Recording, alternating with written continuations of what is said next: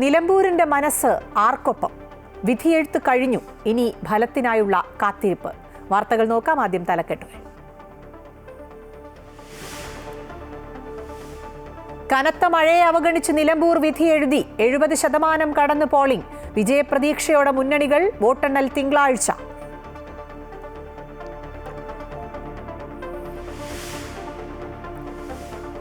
നിലമ്പൂർ പ്രചാരണത്തിന് ക്ഷണിച്ചിട്ടില്ലെന്ന വോട്ടെടുപ്പ് ദിനത്തിൽ പാർട്ടിയെ പ്രതിരോധത്തിലാക്കിയെന്നും ശശി തരൂർ. താരപ്രചാരക പട്ടികയിൽ തരൂർ ഉണ്ടായിരുന്നുവെന്നും ആരെയും പാർട്ടി ക്ഷണിച്ചിട്ടില്ല എന്നും കൂറുള്ളവർ വന്നുവെന്നും KPCC അധ്യക്ഷൻ സണ്ണി ജോസഫ്. വോട്ടെടുപ്പ് ദിനത്തിലും CPM-നെതിരെ RSS ബന്ധം ആയുധമാക്കി കോൺഗ്രസ്.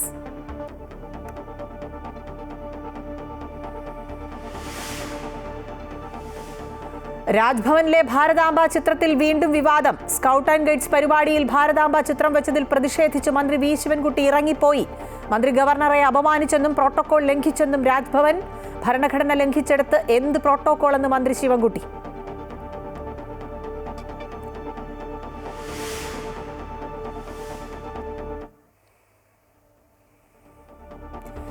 ഏഴാം ദിവസവും കനത്ത പോരാട്ടം തുടർന്ന് ഇസ്രയേലും ഇറാനും. ഇസ്രയേലിലെ സൊറോക്കോ ആശുപത്രിക്ക് നേരെ മിസൈൽ ആക്രമണം. ഒട്ടേറെ പേർക്ക് പരിക്ക്. ഇറാനിലെ നഥാൻസ്, അറാഖ് ആണവ കേന്ദ്രങ്ങൾ ആക്രമിച്ച് ഇസ്രയേൽ. ജനീവയിൽ നാളെ നിർണായക കൂടിക്കാഴ്ചകൾ. ഇസ്രയേലിൽ നിന്നും ഇന്ത്യക്കാരെ ഒഴിപ്പിക്കാൻ നീക്കം. എല്ലാവരും എംബസിയിൽ രജിസ്റ്റർ ചെയ്യണമെന്ന് വിദേശകാര്യ മന്ത്രാലയം.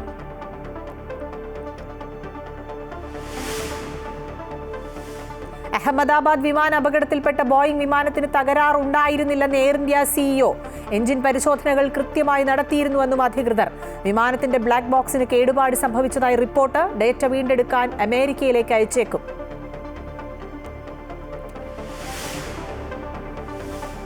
കേരള തീരത്തുണ്ടായ 2 കപ്പൽ അപകടങ്ങൾ അന്വേഷിക്കാൻ പ്രത്യേക സംഘം രൂപീകരിച്ചു. കോസ്റ്റൽ IG A അക്ബർ നേതൃത്വം നൽകും. കൊച്ചിയിലെ കപ്പൽ അപകടത്തിൽ കമ്പനിയുമായി ഒത്തുതീർപ്പ് ചർച്ച നടത്തുന്നതിൽ നിന്ന് സംസ്ഥാന സർക്കാരിന് വിലക്കി ഹൈക്കോടതി.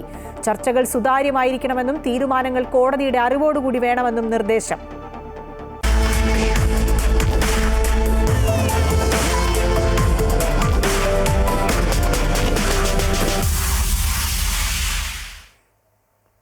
കനത്ത മഴയെ അവഗണിച്ച് നിലമ്പൂർ വിധി എഴുതി. 70% കൂടുതൽ പോളിംഗ് രേഖപ്പെടുത്തി.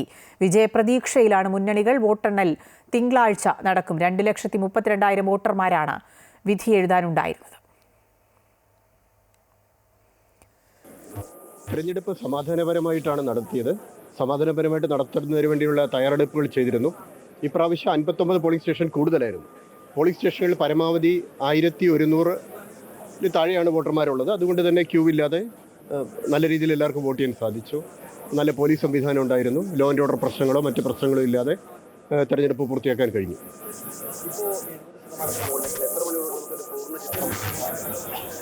ഇപ്പോൾ പോളിംഗ് അവസാനിക്കുന്നത് 6 മണിക്ക് ക്യൂവിൽ നിൽക്കുന്ന എല്ലാവർക്കും വോട്ട് ചെയ്യാൻ അവസരമുണ്ടാകും. അതുകൊണ്ട് തന്നെ കുറച്ച് സമയം കഴിയുന്നതോടുകൂടി പോളിംഗ് കംപ്ലീറ്റ് പൂർത്തിയാകും.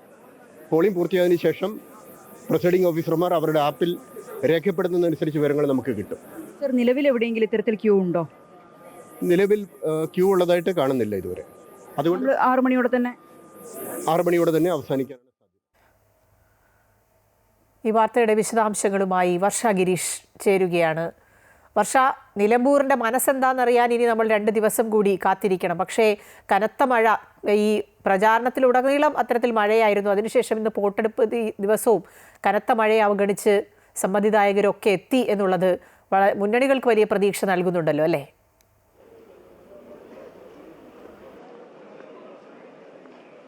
അതെ, തീർച്ചയായും. രാവിലെ മഴ ശക്തമായപ്പോൾ മുന്നണികൾക്കെല്ലാം വലിയ ആശങ്കയായിരുന്നു. അതൊരു നെഞ്ചിടിപ്പ് തന്നെയായിരുന്നു. കാരണം ഇത്ര വലിയ പ്രചരണം നടത്തിയിട്ടും അവസാനം മഴ പ്രതിസന്ധിയാകുമോ എന്നുള്ള ഭയമായിരുന്നു മുന്നണികൾക്കും അതേപോലെ സ്ഥാനാർത്ഥികൾക്കും. അപ്പോഴും അവരൊന്നും ആത്മവിശ്വാസം കൈവിട്ടില്ല. അവരെല്ലാവരും ഒരേപോലെ പറഞ്ഞത് നിലമ്പൂരിലെ ജനങ്ങൾ വോട്ട് ചെയ്യാൻ എത്തുമെന്നുള്ള കാര്യം തന്നെയാണ്. അക്കാര്യം ഇപ്പോൾ യാഥാർത്ഥ്യമായിരിക്കുകയാണ്. കനത്ത മഴയിലും പോളിംഗ് ശതമാനം 71% രേഖപ്പെടുത്തി എന്നുള്ളതാണ് നമുക്കിപ്പോൾ ലഭിക്കുന്ന വിവരം. അതുകൊണ്ട് അതുകൊണ്ട് തന്നെ വലിയ സാധാരണ ഉപതെരഞ്ഞെടുപ്പുകളിൽ ഇത്ര പോളിംഗ് ശതമാനം ഉണ്ടാകാറില്ല. അങ്ങനെ അപേക്ഷിച്ച് നോക്കുമ്പോൾ നിലമ്പൂരിൽ വലിയ പോളിംഗ് ശതമാനം തന്നെയാണ് രേഖപ്പെടുത്തിയിരിക്കുന്നത്. അതുകൊണ്ട് തന്നെ മുന്നണികൾക്കെല്ലാം ആശ്വസിക്കാം. അവർ മുന്നോട്ട് വെച്ച ഭൂരിപക്ഷം ഉൾപ്പെടെ കിട്ടുമെന്നുള്ള പ്രതീക്ഷ അവർക്കുണ്ട്. എന്തായാലും സ്ഥാനാർത്ഥികളെല്ലാം വലിയ സന്തോഷത്തിലാണ്. കാരണം ഇത്ര വലിയൊരു ഭൂരിപക്ഷം ലഭിച്ചതിൻ്റെ സന്തോഷം എല്ലാവർക്കും ഉണ്ട്. എങ്കിലും LDF സ്ഥാനാർത്ഥി എം സുരാജ് ഉൾപ്പെടെ പറഞ്ഞത് 100% പോളിംഗ് ആണ്. ജനാധിപത്യം പൂർണ്ണമാകണമെങ്കിൽ 100% പോളിംഗ് വേണമെന്നുള്ളതാണ്. അപ്പോഴും ഇവിടെ ചർച്ച ചെയ്ത പ്രധാനപ്പെട്ട കാര്യം ഇങ്ങനെ ഇടയ്ക്കിടെ ഉണ്ടാകുന്ന ഈ തെരഞ്ഞെടുപ്പുകൾ നിലമ്പൂരിലെ ജനങ്ങൾ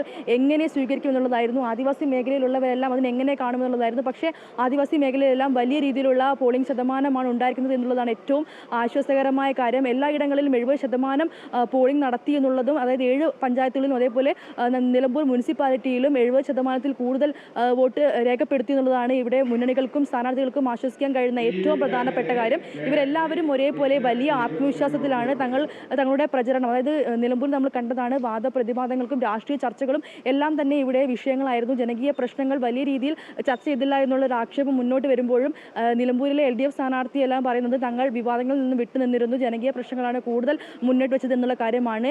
UDF സ്ഥാനാർത്ഥി ആര്യാടൻ ഷൗക്കത്തിനും ആ ഒരു പ്രതീക്ഷയുണ്ട്. അദ്ദേഹം പറഞ്ഞ പ്രധാനപ്പെട്ട കാര്യം തന്നെയാണ്, ഇവിടെ ഭരണവിരുദ്ധ വികാരമാണ് ഉടലെടുക്കുന്നത്, അത് ഇവിടെ അലയടിക്കും. അതുകൊണ്ട് തന്നെ നിലമ്പൂരിലെ ജനങ്ങൾ മാറ്റം ആഗ്രഹിക്കുന്നു എന്നുള്ള കാര്യമാണ് UDF സ്ഥാനാർത്ഥി പറഞ്ഞത്. NDA സ്ഥാനാർത്ഥിയും അത് തന്നെയാണ്, മാറ്റം ആഗ്രഹിക്കുന്നു. നരേന്ദ്രമോദി സർക്കാരിൻ്റെ രാഷ്ട്രീയ വികസന പദ്ധതികളാണ് ജനങ്ങൾ സ്വീകരിക്കുക. അതുകൊണ്ട് തന്നെ മലയോര മേഖലയിൽ നിന്നുൾപ്പെടെ വലിയ പിന്തുണ തങ്ങൾക്ക് ലഭിക്കുമെന്നുള്ള കാര്യമാണ് NDA സ്ഥാനാർത്ഥി പറഞ്ഞത്.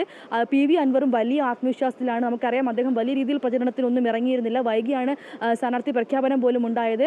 കൊട്ടിക്കലാശം ഒന്നും അദ്ദേഹത്തിന് ഉണ്ടായിരുന്നില്ല. അപ്പോഴും അദ്ദേഹം പറഞ്ഞത് തൻ്റെ നിലമ്പൂരിലെ ജനങ്ങൾ തന്നോടൊപ്പം ഉണ്ട് എന്നുള്ള കാര്യമായിരുന്നു. 75,000 വോട്ട് എന്നുള്ള കാര്യത്തിൽ നിന്നും ഇതുവരെയും അദ്ദേഹം പിന്മാറിയിട്ടുമില്ല. അങ്ങനെ മുന്നണികളും സ്വതന്ത്ര സ്ഥാനാർത്ഥിയും എല്ലാം വലിയ ആത്മവിശ്വാസം തന്നെയാണുള്ളത്. ഇനി എന്തായിരിക്കും ആ വിശ്വാസം, ആരുടെ വിശ്വാസമാണ് യാഥാർത്ഥ്യമാകുക എന്നറിയാൻ ഇനി 2 നാൾ കൂടിയാണ് ബാക്കിയുള്ളത്. 23-ാം തീയതി തിങ്കളാഴ്ച നിലമ്പൂരിലെ ജനമനസ്സെന്താണെന്നുള്ള കാര്യം അറിയും. ഇവിടെ UDF മുന്നോട്ട് വെച്ച ഭരണവിരുദ്ധ വികാരമാണോ അല്ലെങ്കിൽ LDFൻ്റെ ഭരണ തുടർച്ചയാണോ ജനങ്ങൾ ആഗ്രഹിക്കുന്നത് എന്നുള്ള കാര്യമാണ് ഇനി അറിയാൻ പോകുന്നത്. പൊതുവെ നമ്മൾ പറഞ്ഞിരുന്നത് കേരള നിയമസഭാ തെരഞ്ഞെടുപ്പിൻ്റെ ഒരു സെമി ഫൈനലായിരിക്കും നിലമ്പൂർ തെരഞ്ഞെടുപ്പ് എന്നുള്ളതാണ്. അതായത് ഈ കേരളത്തിലെ മൊത്തം ആളുകൾ നിയമസഭാ തെരഞ്ഞെടുപ്പിനെ എങ്ങനെ നേരിടുമെന്നുള്ളത് ഈ നിലമ്പൂരിലെ ജനങ്ങൾ കാണിച്ചു തരുന്നുള്ള കാര്യമാണ് എല്ലാവരും പറഞ്ഞിരുന്നത്. അങ്ങനെയെങ്കിൽ ഇത് ഈ മുന്നണികളെ സംബന്ധിച്ച് വലിയ അഭിമാന പോരാട്ടമാണ്. കാരണം 2016-ൽ കൈവിട്ട സീറ്റ് തിരിച്ചു പിടിക്കുക എന്നുള്ളതാണ് UDFൻ്റെ ഏറ്റവും പ്രധാനപ്പെട്ട കാര്യം. സിറ്റിംഗ് സീറ്റ് നിലനിർത്തുക എന്നുള്ളത് LDFന് അഭിമാന പോരാട്ടമാണ്. PV അൻവറിൻ്റെ വരുന്ന രാഷ്ട്രീയ ഭാവി നിർണ്ണയിക്കാൻ പോകുന്നത് ഈ തെരഞ്ഞെടുപ്പാണ്. കാരണം നമുക്കറിയാം തെരഞ്ഞെടുപ്പിലെ നയിച്ചത് PV അൻവറിൻ്റെ മുഖ്യമന്ത്രിക്ക് എതിരെ ഉള്ള ആരോപണം ഉൾപ്പെടെയാണ്. ശേഷം രാജിവെച്ചതിന് ശേഷമാണ് ഈ തെരഞ്ഞെടുപ്പ് വന്നത്. അതുകൊണ്ട് തന്നെ അൻവർ പറഞ്ഞ കാര്യം ജനങ്ങൾ എത്രത്തോളം സ്വീകരിച്ചു എന്നുള്ളതെല്ലാം അറിയേണ്ടതുണ്ട്. അങ്ങനെ എല്ലാവരെയും സംബന്ധിച്ച് NDA സംബന്ധിച്ച് ഒരു ക്രൈസ്തവ വോട്ട് ലക്ഷ്യമിട്ടുകൊണ്ടാണ് മോഹൻ ജോർജിനെ സ്ഥാനാർത്ഥിയാക്കിയത്. അത്തരമൊരു സാഹചര്യത്തിൽ ആർക്കൊപ്പം നിലമ്പൂർ നിൽക്കുമെന്നുള്ളതാണ് അറിയാനുള്ളത്. പല വിവാദങ്ങളും ഇവിടെ ഉണ്ടായിരുന്നു, പല രാഷ്ട്രീയ ചർച്ചകളും ഉണ്ടായിരുന്നു. അതെല്ലാം ജനങ്ങൾ എങ്ങനെ സ്വീകരിച്ചു? ജമാഅത്ത് ഇസ്ലാമി, അവസാനം വന്ന RSS സഖ്യ വിഷയം, MV ഗോവിന്ദൻ മാസ്റ്ററിൻ്റെ പ്രതികരണം, ഇതെല്ലാം തന്നെ എങ്ങനെ ബാധിക്കുമെന്നുള്ള കാര്യമാണ് അറിയാനുള്ളത്. എന്തായാലും LDFൻ്റെയും UDFൻ്റെയും NDAയുടെയും അതുപോലെ PV അൻവറിൻ്റെയും ക്യാമ്പുകളിൽ നിന്നെല്ലാം വരുന്നത് വലിയ പ്രതീക്ഷ തന്നെയാണ്. ഈ പോളിംഗ് ശതമാനം 71% അവർക്ക് വലിയ പ്രതീക്ഷ നൽകുന്നതാണ്. അതേപോലെ ഞാനിപ്പോൾ നിൽക്കുന്നത് ഇവിടെ ചുങ്കത്തറയിലുള്ള മാർത്തോമ ഹയർ സെക്കൻഡറി സ്കൂളിലാണ്. ഇവിടെയാണ് വോട്ടിംഗ് മെഷീനുകളെല്ലാം സൂക്ഷിക്കുന്നത്. ഇവിടെ വളരെയധികം സുരക്ഷ ഏർപ്പെടുത്തിയിട്ടുണ്ടെന്നാണ് അല്പം മുമ്പ് ജില്ലാ കളക്ടറായിട്ടുള്ള VR വിനോദ് പറഞ്ഞിട്ടുള്ളത്. അദ്ദേഹം ഉൾപ്പെടെ തൊട്ട് മുമ്പ് ഇവിടെ സന്ദർശനം നടത്തിയിരുന്നു. എല്ലാ സുരക്ഷയും ഒരുക്കിയിട്ടുണ്ട്. കേന്ദ്രസേന അതേപോലെ സംസ്ഥാന പോലീസ്, സായുധ പോലീസ് ഉൾപ്പെടെയുള്ള 3 കാറ്റഗറിയായി തിരിച്ചാണ് സുരക്ഷ ഒരുക്കിയിട്ടുള്ളത്. അതുകൊണ്ട് തന്നെ യാതൊരു വീഴ്ചയും ഇല്ല എന്നുള്ള കാര്യം കൂടെ പറയുന്നുണ്ട്. മറ്റൊരു പ്രധാനപ്പെട്ട കാര്യം എടുത്തു പറയേണ്ടത് സമാധാനപരമായിരുന്നു നിലമ്പൂരിലെ തെരഞ്ഞെടുപ്പ് എന്നുള്ളതാണ്. വലിയ രീതിയിലുള്ള പ്രശ്നങ്ങളൊന്നും ഉണ്ടായിരുന്നില്ല. ഉച്ചയ്ക്ക് LDF പ്രവർത്തകരെ കസ്റ്റഡിയിലെടുത്തതല്ലാതെ മറ്റൊരു പ്രധാനപ്പെട്ട പ്രശ്നങ്ങളൊന്നും ഇവിടെ ഉണ്ടായിരുന്നില്ല. അത് UDF LDF തമ്മിലുള്ള ഒരു സംഘർഷമായിരുന്നു. UDFൻ്റെ വോട്ട് LDF. വർഷ, ഒരു കാര്യം, അതായത് ഇപ്പോൾ 70% കടന്ന് പോളിംഗ് ഉയർന്നത് തന്നെ വലിയ പ്രതീക്ഷ മുന്നണികൾക്ക് എല്ലാവർക്കും നൽകുന്നുണ്ട്. കണക്കുകൂട്ടലൊക്കെ തുടങ്ങിയിട്ടുണ്ടോ മുന്നണികൾ?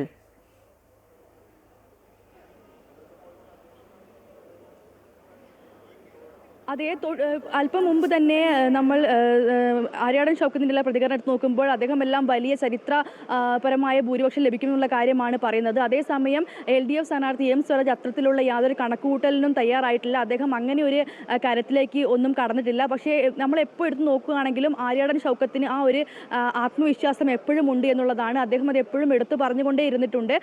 ആ പ്രതികരണം തന്നെയാണ് തൊട്ട് മുമ്പും അദ്ദേഹം നടത്തിയത്. അപ്പോഴും M സ്വരാജിന് അത്തരത്തിലുള്ള പോളിറ്റ് ബ്യൂറോ അംഗം A വിജയരാഘവൻ മാധ്യമങ്ങളോട് സംസാരിക്കുകയാണ് തത്സമയ സംപ്രേഷണത്തിലേക്ക്. നല്ല ഭൂരിപക്ഷത്തിന് നിലമ്പൂരിൽ വിജയിക്കുമെന്നാണ് താഴെ തലത്തിൽ നിന്ന് വരുന്ന പൊതുവിവരങ്ങൾ സൂചിപ്പിക്കുന്നത്. മികച്ചൊരു പോളിംഗ് നടന്നു. വലിയ തോതിലുള്ള മഴയുടെ അന്തരീക്ഷം ഉണ്ടായിരുന്നു. തെരഞ്ഞെടുപ്പ് പ്രചരണത്തിൽ പോലും നിറഞ്ഞു നിന്നത് മഴയാണ്. അതിനെ അതിജീവിച്ചുകൊണ്ടുള്ള ഊർജ്ജസ്വലമായ പ്രവർത്തനങ്ങളാണ് LDF സംഘടിപ്പിച്ചിരുന്നത്. ഇപ്പം തെരഞ്ഞെടുപ്പ് ദിവസവും മഴ വന്നും പോയി വരുന്നതാണ്. കാലാവസ്ഥയുടെ എല്ലാ പരിമിതികളെയും അതിജീവിച്ചുകൊണ്ടുള്ളൊരു വോട്ടിംഗ് ശതമാനം ഇപ്പോൾ നമ്മൾ കാണുന്നുണ്ട്. ഈ നിലമ്പൂർ തെരഞ്ഞെടുപ്പ് UDF നടത്തിയ ഒരു രാഷ്ട്രീയ ഗൂഢാലോചനയുടെ ഉൽപ്പന്നമാണ്. കേരളത്തിൻ്റെ രാഷ്ട്രീയ ചരിത്രത്തിൽ ഒരു ചതിപ്രയോഗം പോലെയാണ്, ഒരു രാഷ്ട്രീയ ചതിപ്രയോഗമാണ് UDF നടത്തിയത്. അവര് ലോക്സഭാ തെരഞ്ഞെടുപ്പിന് ശേഷം നിയമസഭാ തെരഞ്ഞെടുപ്പിന് തൊട്ട് മുമ്പായി ഒരു നിയോജക മണ്ഡലം തിരഞ്ഞെടുത്ത് അവിടുത്തെ LDF പിന്തുണയോടുകൂടി ജയിച്ച സ്വതന്ത്രനെ രാജിവെപ്പിച്ച് ഒരു ഉപതെരഞ്ഞെടുപ്പ് ഇവിടെ സൃഷ്ടിക്കുകയാണ് ഇത്. രാഷ്ട്രീയത്തിലെ നേർവഴിയല്ല അത്. വലിയ ഗൂഢാലോചന അതിൻ്റെ പിന്നിൽ നടന്നു. കേരളത്തിൽ ഇന്നത്തെ രാഷ്ട്രീയ സ്ഥിതിഗതിയെ സൂക്ഷ്മാംശത്തിൽ പരിശോധിക്കുന്ന ഒരാൾക്ക് സഖാവ് പിണറായി വിജയന്റെ നേതൃത്വത്തിലുള്ള LDF ഗവൺമെന്റിനെ സംബന്ധിച്ച് മികച്ച അഭിപ്രായം ജനങ്ങൾക്കും ഇടയിലുണ്ട് എന്ന് മനസ്സിലാക്കാൻ സാധിക്കും. ഗവൺമെന്റ് കഴിഞ്ഞ 9 വർഷക്കാലമായി നടപ്പിലാക്കുന്ന ജനക്ഷേമകരമായ പ്രവർത്തനങ്ങളുടെ സബലീകരണമാണ് ഈ വർഷത്തിൽ നടക്കാൻ പോകുന്നത്. പല പദ്ധതികളുടെയും പൂർത്തീകരണമാണ് നടക്കുക. ഭാവി കേരളത്തെ സംബന്ധിച്ചുള്ള വലിയ സാധ്യതകൾ തുറന്നു വയ്ക്കുന്ന ഭരണനിർവഹണവുമാണ് നടന്നുകൊണ്ടിരിക്കുന്നത്. സ്വാഭാവികമായും മൂന്നാമതും ഇടതുപക്ഷം എന്നത് A വിജയരാഘവൻ പ്രതീക്ഷകൾ പങ്കുവയ്ക്കുകയാണ്. വലിയ ഭൂരിപക്ഷത്തിൽ വിജയിക്കും എന്നുള്ള കാര്യം അദ്ദേഹം താഴെത്തട്ടിൽ നിന്ന് കിട്ടിയ വിവരങ്ങൾ അനുസരിച്ചാണ് താൻ അത് പറയുന്നത് ഒന്നുകൂടി പറഞ്ഞു വയ്ക്കുകയാണ്. നേരത്തെ വർഷയാണ് സംസാരിച്ചുകൊണ്ടിരുന്നത്. വർഷയിലേക്കാണ്. വർഷ, നമ്മൾ സൂചിപ്പിച്ചതുപോലെ തന്നെ പോളിംഗ് ശതമാനം ഉയർന്നതും താഴെത്തട്ടിൽ നിന്നുള്ള കണക്കുകളൊക്കെ ശേഖരിക്കുകയാണ് മുന്നണികൾ. അതുകൊണ്ട് തന്നെ അവരുടെ പ്രതീക്ഷകൾ, അവരുടെ കൂട്ടലും കിഴിക്കലും ഒക്കെ നടക്കുകയാണ്. A വിജയരാഘവൻ പറഞ്ഞു വയ്ക്കുന്നതും അതാണ്. അത്തരത്തിൽ കൂട്ടലും കിഴിക്കലും ഒക്കെ പുരോഗമിക്കുകയായിരിക്കുമല്ലോ.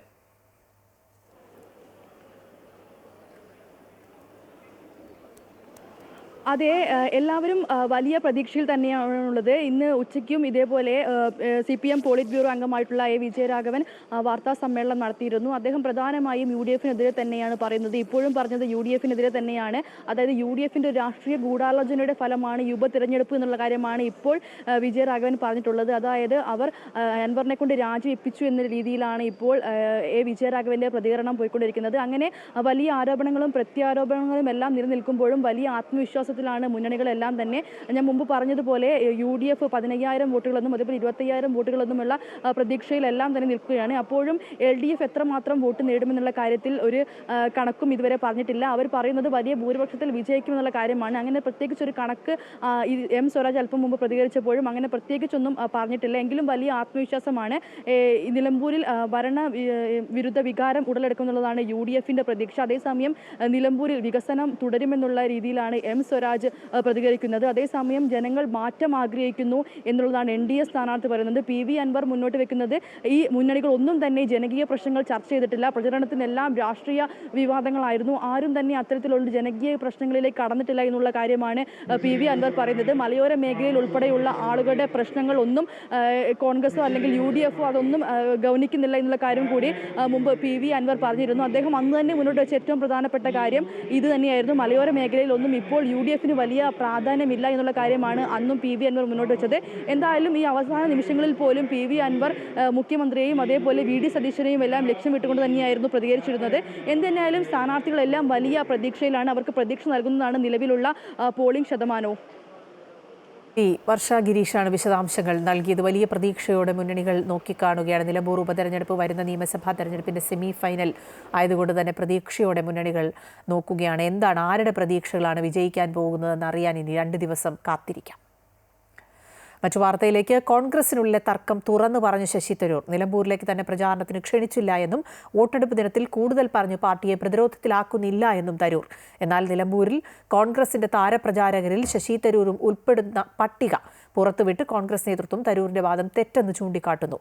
പ്രചാരണത്തിന് നേതാക്കളെ പ്രത്യേകമായി ക്ഷണിക്കാറില്ലെന്നും കോൺഗ്രസിനോട് കൂറുള്ളവർ നിലമ്പൂരിൽ വന്നിട്ടുണ്ട് എന്നുമാണ് KPCC അധ്യക്ഷൻ സണ്ണി ജോസഫ് പ്രതികരിച്ചത്. കോൺഗ്രസ് നേതൃത്വവുമായി കഴിഞ്ഞ കുറെ നാളുകളായി അത്ര സ്വരച്ചേർച്ചയിലല്ലാത്ത ശശി തരൂർ ഓപ്പറേഷൻ സിന്ദൂറുമായി ബന്ധപ്പെട്ട യൂറോപ്യൻ സന്ദർശനത്തിന് ശേഷം കേരളത്തിൽ മടങ്ങിയെത്തിയപ്പോൾ അതൃപ്തി തുറന്നു പറയുകയാണ്. നേതൃത്വവുമായി തനിക്ക് അഭിപ്രായ വ്യത്യാസമുണ്ടെന്നാണ് ശശി തരൂരിന്റെ തുറന്നുപറച്ചിൽ. നിലമ്പൂർ തെരഞ്ഞെടുപ്പ് പ്രചാരണത്തിന് പോകാത്തതുപോലും തന്നെ ക്ഷണിക്കാത്തതുകൊണ്ടാണെന്നും തരൂർ പറയുന്നു. വോട്ടെടുപ്പ് ദിനമായതിനാൽ കൂടുതൽ പറഞ്ഞ് പാർട്ടിയെ പ്രതിസന്ധിയിലാക്കുന്നില്ല എന്നുകൂടി പറഞ്ഞു വെക്കുകയാണ് തരൂർ. നിലമ്പൂരിൽ ഞാൻ പറയട്ടെ, എന്നെ അഥവാ ആവശ്യപ്പെട്ടിട്ടുണ്ടെങ്കിൽ ഞാൻ ഉറപ്പായിട്ട് പോയിട്ടുണ്ടാവും. ഞാൻ മനസ്സിലാക്കി എൻ്റെ വലിയ ആവശ്യമില്ല അവിടെ. എനിക്കും തോന്നുന്നു നമുക്ക് വലിയ ബുദ്ധിമുട്ടില്ലാണ്ട് ഈ വിജയം ഉണ്ടാവണം. എന്നാൽ നിലമ്പൂരിൽ തന്നെ ഒഴിവാക്കിയെന്ന തരൂരിന്റെ വാദം തെറ്റാണെന്ന് കോൺഗ്രസ് നേതൃത്വം വാദിക്കുന്നു. പാർട്ടി പുറത്തിറക്കിയ പട്ടിക പ്രകാരം തരൂർ താരപ്രചാരകരാണ്. തെരഞ്ഞെടുപ്പ് കമ്മീഷന് പാർട്ടി നൽകിയ താരപ്രചാരകരുടെ പട്ടികയിൽ ഇക്കാര്യം വ്യക്തമാക്കുന്നുണ്ട്. 40 പേരുടെ പട്ടികയിൽ 8ാമനാണ് ശശി തരൂർ. ഇതോടെ കോൺഗ്രസ് തന്നെ ക്ഷണിച്ചിരുന്നില്ല എന്ന തരൂരിന്റെ വാദം പൊളിയുന്നു. അതേസമയം ഒരു നേതാവിനെയും പ്രചാരണത്തിന് പ്രത്യേകം ക്ഷണിക്കാറില്ലെന്നും കോൺഗ്രസിനോട് കൂറുള്ള നേതാക്കൾ നിലമ്പൂരിൽ വന്നിട്ടുണ്ടെന്നുമാണ് KPCC അധ്യക്ഷൻ സണ്ണി ജോസഫ് പ്രതികരിച്ചത്. RSS ബന്ധത്തെ ചൊല്ലിയുള്ള വിവാദം പോളിംഗ് ദിനത്തിൽ CPMനെ പ്രതിരോധത്തിലാക്കിയതുപോലെ തരൂരിന്റെ തുറന്നു പറച്ചിൽ കോൺഗ്രസിനെയും പ്രതിരോധത്തിലാക്കുകയാണ്. അമൃത ന്യൂസ്, തിരുവനന്തപുരം. RSS ബന്ധത്തിന്റെ പേരിലെ കോൺഗ്രസ് CPM പോര് അവസാനിക്കുന്നില്ല. മുഖ്യമന്ത്രിക്ക് മറുപടിയുമായി KC വേണുഗോപാൽ. പിണറായി വിജയൻ ആദ്യമായി നിയമസഭയിലെത്തിയത് RSS പിന്തുണയോടെ എന്നാണ് ആരോപണം. P. സുന്ദരയ്യയുടെ രാജിക്കത്തും 77ലെ തെരഞ്ഞെടുപ്പും ഓർമ്മിപ്പിച്ച് ഫേസ്ബുക്ക് പോസ്റ്റിട്ടു. രാജ്യസഭാ സീറ്റ് BJPക്ക് ദാനം നൽകി KC വേണുഗോപാലിന്റെ ട്യൂഷൻ വേണ്ടെന്ന മന്ത്രി മുഹമ്മദ് റിയാസിന്റെ മറുപടി. ഇതിനിടെ MV ഗോവിന്ദന്റെ വാക്കുകൾ മാധ്യമങ്ങൾ വളച്ചൊടിച്ചു എന്ന ആരോപണവുമായി LDF കൺവീനർ TP രാമകൃഷ്ണൻ രംഗത്തെത്തി. മുഖ്യമന്ത്രി വാർത്താ സമ്മേളനം നടത്തി നിലപാട് വ്യക്തമാക്കിയിട്ടും വോട്ടെടുപ്പിന്റെ തലേന്ന് പാർട്ടി സെക്രട്ടറി നടത്തിയ RSS പ്രസ്താവനയിൽ CPMന് തലയൂരാൻ കഴിയുന്നില്ല. വോട്ടെടുപ്പ് ദിനത്തിലും കോൺഗ്രസ് CPMനെതിരായ ആയുധത്തിന് മൂർച്ച കൂട്ടുകയാണ്. RSSുമായി CPMന് ഒരു കാലത്തും ബന്ധമുണ്ടായിരുന്നില്ല എന്ന് ആവർത്തിച്ച് വ്യക്തമാക്കിയ മുഖ്യമന്ത്രിക്ക് മറുപടിയുമായി AICC general secretary KC Venugopal രംഗത്ത് വന്നു. CPM ജനറൽ സെക്രട്ടറി ആയിരുന്ന P. സുന്ദരയ്യ പാർട്ടി വിടാനുള്ള കാരണം ചൂണ്ടിക്കാട്ടി നൽകിയ രാജിക്കത്തും 77ലെ തെരഞ്ഞെടുപ്പും ഓർമ്മിപ്പിച്ചുകൊണ്ട് ഫേസ്ബുക്ക് പോസ്റ്റിലൂടെ KC ആദ്യമെത്തി. വരാൻ പോകുന്ന തദ്ദേശ നിയമസഭാ തെരഞ്ഞെടുപ്പുകളിൽ സംഘപരിവാറുമായി കൈകോർക്കാനും വോട്ടുകൾ പ്രീണിപ്പിക്കാനുമുള്ള ആദ്യഘട്ട ദൗത്യമാണ് MV ഗോവിന്ദൻ നടത്തിയതെന്നും ആരോപിച്ചു. ഞങ്ങൾക്ക് വോട്ടാക്കാൻ ഇത്തരം വർഗീയ കാര്യങ്ങളൊന്നും വേണ്ട ആവശ്യമില്ല. പക്ഷേ ഇവിടെ ചോദ്യം നേരത്തെ ചോദിച്ചതാണ്. ഇത്ര ഒരു മൃദുവായിട്ടുള്ള കാര്യം പണ്ട് നടന്ന ഒരു ബാന്ധവത്തെക്കുറിച്ച് ഓർമ്മിപ്പിച്ചുകൊണ്ട് പാർട്ടി സെക്രട്ടറി എന്തിന് പ്രസ്താവന ഇറക്കി? അത് അന്വേഷിക്കേണ്ടത് CPMൽ ഏതെങ്കിലും മതേതര വിശ്വാസികളുണ്ടെങ്കിൽ അവരൊന്ന് അന്വേഷിക്കണം, ഉൾന്നിറങ്ങി അന്വേഷിക്കണം. എന്തുകൊണ്ടാണ് പാർട്ടി സെക്രട്ടറി ഇത് പറഞ്ഞതാണോ പറയിപ്പിച്ചതാണോ? രാജസ്ഥാനിൽ നിന്നുള്ള തന്റെ രാജ്യസഭാ സീറ്റ് രാജിവെച്ച് BJPക്ക് ദാനം നൽകിയ KC വേണുഗോപാലിന്റെ ട്യൂഷൻ മതനിരപേക്ഷ കേരളത്തിന് ആവശ്യമില്ലെന്നായിരുന്നു മന്ത്രി മുഹമ്മദ് റിയാസിന്റെ മറുപടി. ഹരിയാനയിൽ BJPയെ ജയിപ്പിക്കാനുള്ള കൊട്ടേഷൻ KCക്കായിരുന്നുവെന്ന് കോൺഗ്രസ് നേതാക്കൾ വ്യക്തമാക്കിയതാണെന്നും റിയാസ് ആരോപിച്ചു. അതിനിടെ MV ഗോവിന്ദന്റെ വാക്കുകൾ മാധ്യമങ്ങൾ വളച്ചൊടിച്ചതെന്ന ആരോപണവുമായി LDF കൺവീനർ TP രാമകൃഷ്ണൻ രംഗത്ത് വന്നു. CPM ഒരു കാലത്തും RSSുമായി കൂട്ടുചേർന്നിട്ടില്ലെന്നും ഇനിയുണ്ടാകില്ലെന്നും LDF കൺവീനർ പറഞ്ഞു. ഇടതു വലതു മുന്നണികൾക്ക് ഏറെ നിർണായകമായ നിലമ്പൂർ ഉപതെരഞ്ഞെടുപ്പിൽ അവസാന നിമിഷമുണ്ടായ രാഷ്ട്രീയ വിവാദത്തിൽ തെരഞ്ഞെടുപ്പിന് ശേഷവും ചൂടേറിയ ചർച്ചകൾ തുടരുമെന്ന കാര്യത്തിൽ സംശയമില്ല. അമൃത ന്യൂസ്, തിരുവനന്തപുരം. കപ്പൽ മുങ്ങിയ സംഭവത്തിൽ കപ്പൽ കമ്പനിയുമായി ഒത്തുതീർപ്പ് ചർച്ച നടത്തുന്നതിൽ നിന്നും സംസ്ഥാന സർക്കാരിന് വിലക്കി ഹൈക്കോടതി. ചർച്ചകൾ സുതാര്യമായിരിക്കണമെന്നും തീരുമാനങ്ങൾ കോടതിയുടെ അറിവോടുകൂടി വേണമെന്നും ചീഫ് ജസ്റ്റിസ് അടങ്ങിയ ഡിവിഷൻ ബെഞ്ച് ഉത്തരവിട്ടു. കോൺഗ്രസ് നേതാവ് TN പ്രതാപൻ നൽകിയ ഹർജിയിലാണ് കോടതിയുടെ ഇടക്കാല ഉത്തരവ്. കപ്പൽ മൂലം വ്യക്തികൾക്കും പരിസ്ഥിതിക്കും മത്സ്യത്തൊഴിലാളികൾക്കും സംസ്ഥാനത്തിനുണ്ടായ നഷ്ടം തിട്ടപ്പെടുത്തിയിട്ടാവണം കമ്പനിയുമായി നഷ്ടപരിഹാര ചർച്ച നടത്താൻ. ചർച്ചകൾ സുതാര്യമായിരിക്കണമെന്നും കോടതി ഓർമ്മിപ്പിച്ചു. കേരള തീരത്തെ പുറംകടലിലുണ്ടായ 2 കപ്പൽ അപകടങ്ങൾ അന്വേഷിക്കാൻ പ്രത്യേക സംഘം രൂപീകരിച്ചു. കോസ്റ്റൽ IG A അക്ബറിന്റെ നേതൃത്വത്തിലാണ് പ്രത്യേക സംഘം രൂപീകരിച്ചത്. വിവിധ കോസ്റ്റൽ സ്റ്റേഷനുകളിലെ CIമാർ ഉൾപ്പെടുന്ന 10 അംഗ സംഘം കേസുകൾ അന്വേഷിക്കും. കൊച്ചി പുറംകടലിനടുത്ത് മുങ്ങിയ MSC3 എൽസ കപ്പൽ ഉടമകൾക്കെതിരെ ആദ്യം കേസെടുക്കാൻ തയ്യാറാകാതിരുന്നത് വലിയ വിവാദങ്ങൾക്ക് വഴിതെളിച്ചിരുന്നു. പിന്നീട് ഹൈക്കോടതിയും വിഷയത്തിൽ ഇടപെട്ടു. തുടർന്നാണ് ഫോർട്ട് കൊച്ചി കോസ്റ്റൽ പോലീസ് സ്റ്റേഷനിൽ കേസ് രജിസ്റ്റർ ചെയ്തത്.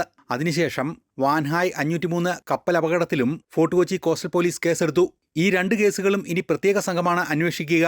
കോസ്റ്റൽ IG A അക്ബറിന്റെ നേതൃത്വത്തിലാണ് 10 അംഗ പ്രത്യേക സംഘം രൂപീകരിച്ചത്. കേരള തീരത്തെ കപ്പലപകടങ്ങൾ മൂലം ചെറുകിട മത്സ്യബന്ധന മേഖലയ്ക്ക് വലിയ നഷ്ടമുണ്ടായെന്ന് central marine fisheries research institute നിരീക്ഷിച്ചിരുന്നു. MSC3 എൽസ കപ്പലിൽ നിന്ന് പുറത്തേക്ക് വന്ന ചരക്കുകൾ ദീർഘകാലത്തേക്ക് പാരിസ്ഥിതിക പ്രശ്നമുണ്ടാക്കുമെന്നതിനാൽ കേന്ദ്ര സമുദ്ര മത്സ്യഗവേഷണ സ്ഥാപനം ആലപ്പുഴ, എറണാകുളം, കൊല്ലം, തിരുവനന്തപുരം ജില്ലകളിലെ തീരങ്ങളിൽ പഠനം തുടങ്ങിയിരുന്നു. കപ്പൽ അപകടവുമായി ബന്ധപ്പെട്ട് അപകടത്തിൽപ്പെട്ട കമ്പനിയുടെ മറ്റൊരു കപ്പൽ കൂടി തടഞ്ഞുവെക്കാൻ ഹൈക്കോടതി ഉത്തരവിട്ടിരുന്നു. കപ്പലപകടത്തിൽ നഷ്ടം സംഭവിച്ച കശുവണ്ടി വ്യവസായിയാണ് ഹൈക്കോടതിയെ സമീപിച്ചത്. മത്സ്യത്തൊഴിലാളികൾക്ക് കപ്പലപകടം മൂലം പ്രതിസന്ധികളുണ്ടായെങ്കിലും ഇതുമായി ബന്ധപ്പെട്ട് നഷ്ടപരിഹാരങ്ങളൊന്നും തന്നെ ലഭ്യമാക്കിയിട്ടില്ല. കപ്പൽ അപകടങ്ങൾ നേരിടാൻ സംസ്ഥാന സർക്കാർ നിയമനിർമ്മാണം നടത്തണമെന്ന ആവശ്യം വിവിധ കോണുകളിൽ നിന്ന് ശക്തമാണ്. അമൃത ന്യൂസ്, കൊച്ചി. കാസർഗോഡ് വീരമലക്കുന്നിൽ ജില്ലാ കളക്ടർ K ഇമ്പശേഖറിന്റെ നേതൃത്വത്തിൽ ഡ്രോൺ സർവേ നടത്തി. വീരമലക്കുന്നിൽ ചിലയിടങ്ങളിൽ ലംബമായും തിരശ്ചീനമായും വിള്ളലുകൾ ഉള്ളതായി ഡ്രോൺ സർവേയിൽ കണ്ടെത്തി. വിള്ളലുകൾക്ക് 10 മീറ്ററിലേറെ നീളമുണ്ട്. തഹസിൽദാർ ഇത് സംബന്ധിച്ച് വിശദമായ റിപ്പോർട്ട് സമർപ്പിക്കും. റിപ്പോർട്ട് ദേശീയപാത അതോറിറ്റിക്ക് കളക്ടർ കൈമാറും. സംരക്ഷണത്തിന് പ്രത്യേക നടപടി സ്വീകരിക്കാൻ ദേശീയപാത അതോറിറ്റിയോട് ആവശ്യപ്പെടുമെന്ന് ജില്ലാ കളക്ടർ അറിയിച്ചു. മട്ടലായിക്കുന്ന്, ബേവിഞ്ചക്കുന്ന് എന്നിവിടങ്ങളിലും ഡ്രോൺ സർവേ നടത്തും. അമേരിക്കൻ ക്ലിനിക്കൽ ഓങ്കോളജി സൊസൈറ്റി പുരസ്കാരങ്ങൾ കൊച്ചി അമൃത ആശുപത്രിയിലെ സ്കൂൾ ഓഫ് ഫാർമസിയിലെ അസിസ്റ്റന്റ് പ്രൊഫസർ മീനു വിജയന്. അമേരിക്കൻ സൊസൈറ്റി ഓഫ് ക്ലിനിക്കൽ ഓങ്കോളജിയുടെ മെറിറ്റ് അവാർഡും pain and symptom management special merit അവാർഡും ചിക്കാഗോയിൽ നടന്ന ASCO വാർഷിക സമ്മേളനത്തിൽ മീനു വിജയൻ ഏറ്റുവാങ്ങി. ക്യാൻസർ ചികിത്സാ രംഗത്തെ മികവിനും ആധുനികവൽക്കരണത്തിനും കരുത്താകുന്ന മീനു വിജയന്റെ ഗവേഷണങ്ങളാണ് പുരസ്കാരത്തിന് അർഹമായത്. ലോകമെമ്പാടുമുള്ള ഗവേഷകരിൽ നിന്നായി 7500-ലേറെ പ്രബന്ധങ്ങളാണ് സമ്മേളനത്തിൽ സമർപ്പിച്ചിരുന്നത്. ഏഷ്യയിൽ നിന്നുള്ള ഏക ASCO pain and symptom management special merit പുരസ്കാര ജേതാവ് കൂടിയാണ് മീനു വിജയൻ.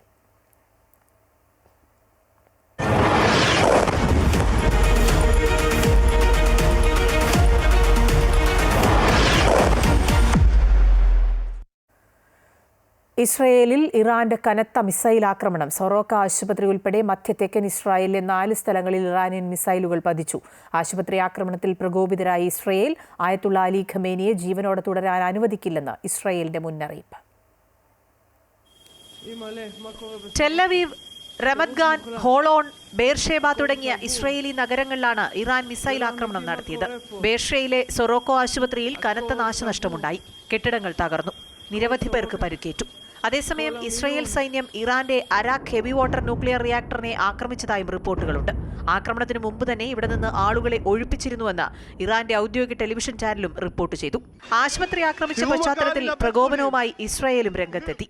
ഇറാന്റെ പരമോന്നത നേതാവ് ആയത്തുള്ള അലി ഖമേനിയെ ജീവനോടെ തുടരാൻ അനുവദിക്കില്ലെന്നാണ് ഇസ്രയേലിന്റെ മുന്നറിയിപ്പ്. ഇസ്രയേൽ പ്രതിരോധ മന്ത്രിയാണ് ഇക്കാര്യം വ്യക്തമാക്കിയത്.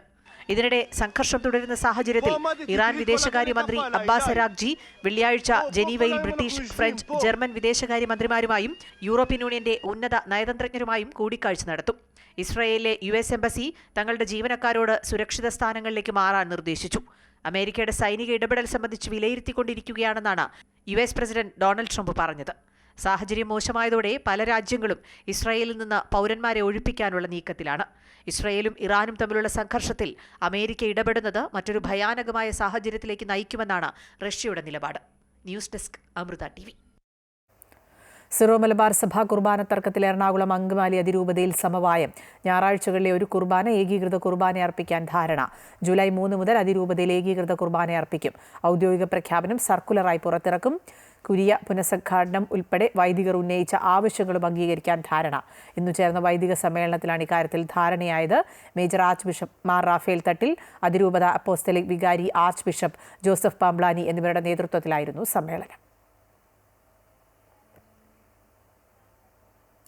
വായനാ ദിനത്തിൽ ക്വിസ് മാസ്റ്ററായി മന്ത്രി VN വാസവൻ.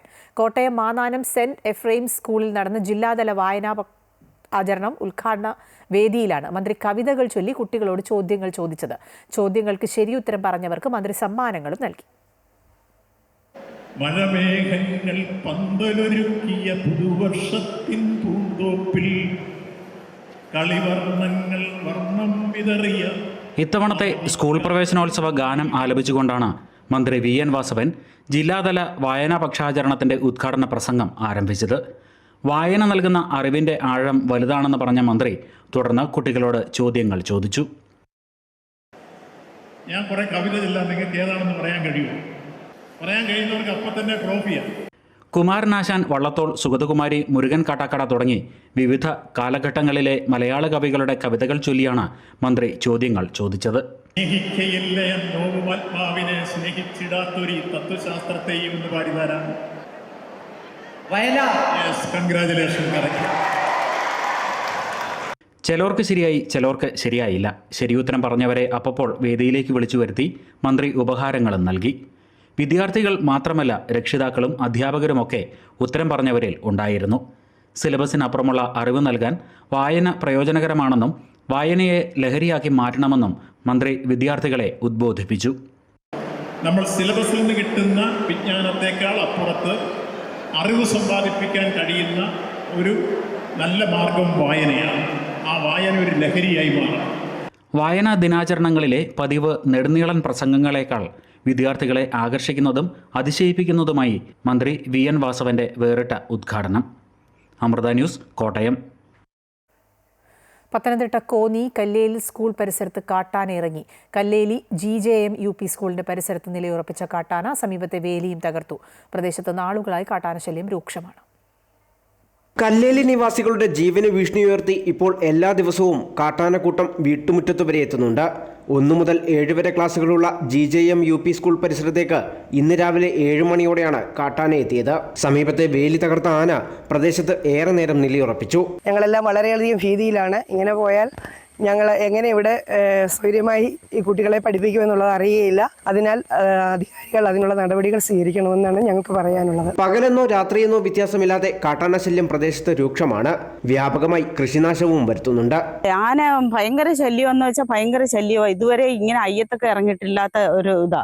ഇപ്പം ഈ അയ്യത്ത് ഇറങ്ങി നമ്മൾ പേടിയാണ്ട് അടുക്കള സൈഡിൽ കൂടെ വന്നിട്ടാ ഇത്രയും നാശം ചെയ്തേക്കുന്നത്. നമ്മൾ എങ്ങനെ ഈ റബ്ബറിനകത്തൊക്കെ കയറി വെട്ടാൻ പോവും?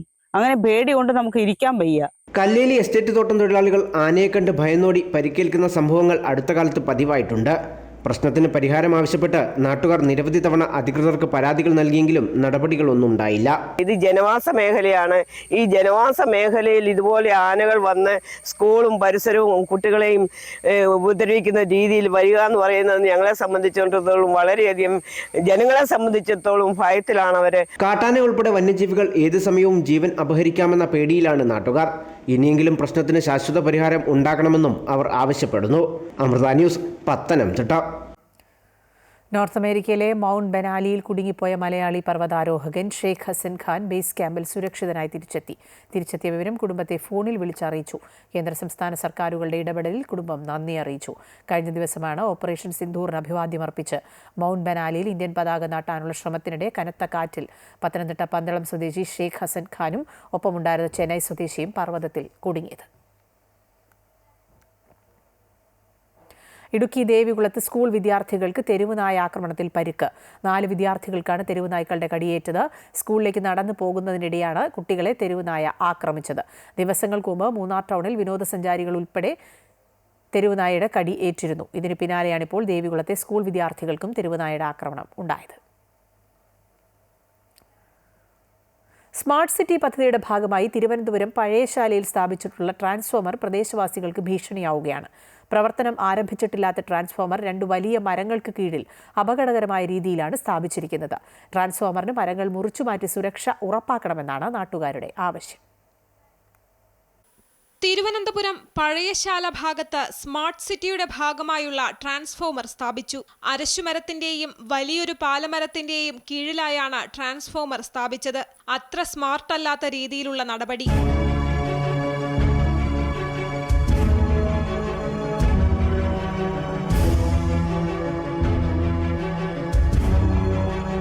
അതിശക്തമായ കാറ്റും മഴയും സംസ്ഥാനമൊട്ടാകെ അനുഭവപ്പെടുന്ന സമയമാണ്. ശക്തമായ കാറ്റിലോ മഴയിലോ മരച്ചില്ലകൾ ഒടിഞ്ഞു വീഴാം.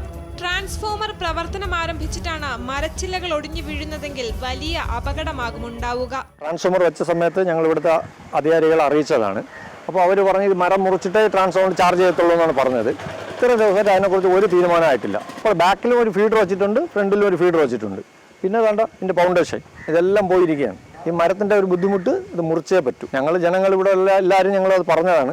അവർ മുറിക്കാമെന്ന് പറഞ്ഞാണ്. ഇപ്പം ഇതിനൊരു ഉത്തരവാദിത്തമല്ല. ഇങ്ങനെയാണ് ഇതിൻ്റെ സിറ്റുവേഷൻ. ഇതിൻ്റെ വേരുകൾ മണ്ണിനടിയിൽ നിന്നും തുളച്ച് ഈ ട്രാൻസ്ഫോമറിൻ്റെ ഭാഗത്തേക്ക് എത്തുകയും അതുമൂലം ലക്ഷക്കണക്കിന് രൂപ ചെലവാക്കി ഈ ട്രാൻസ്ഫോമർ ഇവിടെ കൊണ്ടുവന്നിട്ട് എന്തെങ്കിലും ഫലമുണ്ടാകാത്ത രീതിയിലേ വരുള്ളൂ.